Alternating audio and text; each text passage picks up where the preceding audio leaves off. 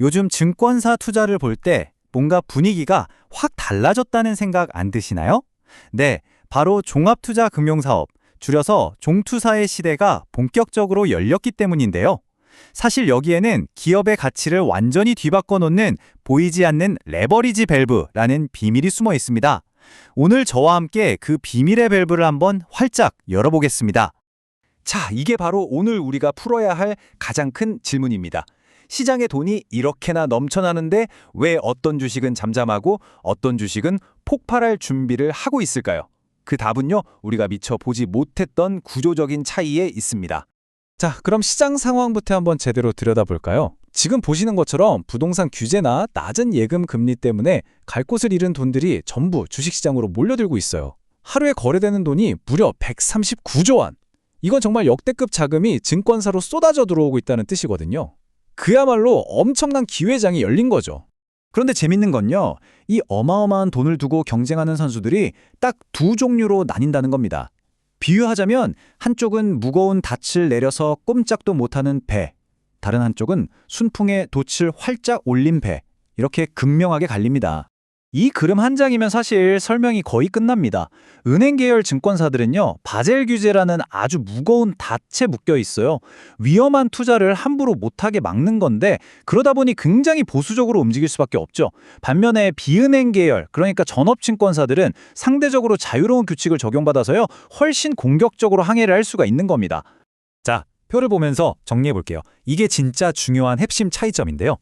은행 계열은 그 엄격한 규제 때문에 자기 돈으로 얼마나 버는지를 나타내는 ROE, 즉 자기 자본 이익률이 10%를 넘기기가 어려워요.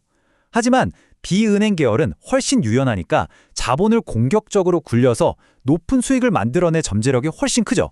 바로 이 구조적인 차이가 승패를 가르는 첫 번째 열쇠인 겁니다. 그렇다면 이 돛을 올린 배들, 즉 비은행 계열 증권사들은 도대체 어떻게 높은 수익을 만들어내는 걸까요? 비밀은 바로 레버리지라고 불리는 아주 강력한 증폭 엔진을 사용하기 때문입니다.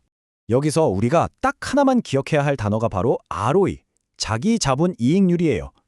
복잡하게 생각할 것 없이 그냥 회사가 내 돈 가지고 얼마나 장사를 잘했나를 보여주는 최종 성적표라고 보시면 됩니다. 이 게임의 최종 점수죠. 자, 이 슬라이드가 진짜 재밌습니다. 이걸 그냥 공식으로 보면 머리 아프잖아요? 자동차로 한번 생각해 보자고요. 기본 엔진 성능, 그러니까 ROA도 물론 중요하죠. 하지만 여기에 레버리지라는 터보 엔진, 아니 슈퍼차저를 딱 다는 거예요. 그럼 최종 출력, 즉 ROE가 말 그대로 폭발적으로 늘어나는 거죠. 단순히 수수료만 받아서는 절대 나올 수 없는 결과입니다. 진짜 승부는 바로 이 레버리지에서 갈리는 겁니다. 아니 근데 이런 슈퍼차저를 아무나 달 수 있는 건 아니잖아요. 맞습니다. 그래서 합법적으로 기존의 규칙을 살짝 우회할 수 있게 해주는 일종의 비밀 파이프라인이 필요합니다. 바로 이 그림이 그 비밀 파이프라인의 원리를 아주 시원하게 보여주죠. 예전에는 레버리지 비율 규제라는 좁은 파이프에 자금이 갇혀서 찔끔찔끔 흘렀다면 이제는 발행어음이나 IMA 같은 거대한 우회 파이프라인을 새로 연결해서 자금을 그냥 콸콸 끌어오는 겁니다. 막혀있던 규제를 뚫고 수익을 극대화하는 거죠. 그럼 그 파이프라인을 만드는 구체적인 도구들이 뭐냐? 바로 이 두 가지입니다. 첫 번째, 발행어음. 이건 증권사가 나한테 돈 좀 빌려줘 하고 직접 발행하는 건데요. 자기 자본의 무려 2배까지 돈을 끌어올 수 있습니다. 두 번째, 종합투자계좌 IMA. 이건 고객 돈을 직접 운영하는 거라 훨씬 더 강력한 도구예요. 이 둘의 목표는 단 하나입니다. 기존의 1100%라는 레버리지 한계를 합법적으로 넘어서는 것. 자, 이제 판은 다 깔렸습니다. 게임의 룰도 알았고 비밀 무기가 뭔지도 알았어요. 그럼 이제 진짜 주인공들을 만나봐야겠죠? 과연 이 치열한 경쟁에서 이기고 있는 기업은 어디일까요? 이 차트가 바로 승자를 찾아내는 보물지도 같은 겁니다. 보세요. 가로축이 레버리지 비율, 세로축이 ROE예요. 우리가 찾아야 할 보물, 즉 레버리지 승자는 어디 있겠어요? 당연히 오른쪽 위, 높은 레버리지로 높은 수익을 내는 바로 저 기업들이죠. 첫 번째 주인공, 바로 키움증권입니다. 키움증권은 다들 아시겠지만 개인 투자 시장에서는 거의 절대 강자잖아요. 그런데 여기에 발행어음이라는 강력한 신무기, 즉 레버리지 엔진을 새로 장착한 겁니다. 기존의 강점이 몇 배는 더 강해질 준비를 마친 거죠. 그리고 또 한 곳, 한국금융지주입니다. 여기는 정말 공격적이라는 단어가 가장 잘 어울리는 플레이어예요.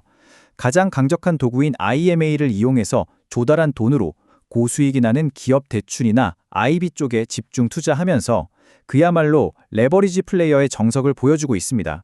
자, 지금까지의 내용이 혹시 좀 복잡하게 느껴지셨을 수도 있는데요. 그래서 우리가 투자자로서 뭘 봐야 하는지 바로 써먹을 수 있는 아주 간단한 청사진으로 정리해드리겠습니다. 딱 이 세 가지만 기억하시면 됩니다. 첫째, 지금 시장엔 돈이 넘쳐난다. 둘째, 진짜 이기는 기업은 발행어음과 IMA라는 레버리지 도구를 쓴다. 셋째, 그렇다면 우리는 규제라는 닻에 묶인 은행 계열이 아니라 자유롭게 항해하는 비은행 계열 증권사를 봐야 한다. 아주 간단하고 명확하죠? 오늘 이야기는 여기까지입니다. 하지만 그냥 듣고 끝내면 너무 아쉽잖아요. 그래서 여러분께 작은 숙제를 하나 내드릴게요. 오늘 우리가 함께 살펴본 이 청사진, 이 틀을 가지고 여러분이 직접 다음 레버리지 플레이어가 될 만한 기업을 한번 찾아보시는 건 어떨까요? 그리고 왜 그렇게 생각하는지 스스로에게 설명해 보는 거죠. 이게 바로 오늘 들은 내용을 진짜 내 것으로 만드는 최고의 방법일 겁니다.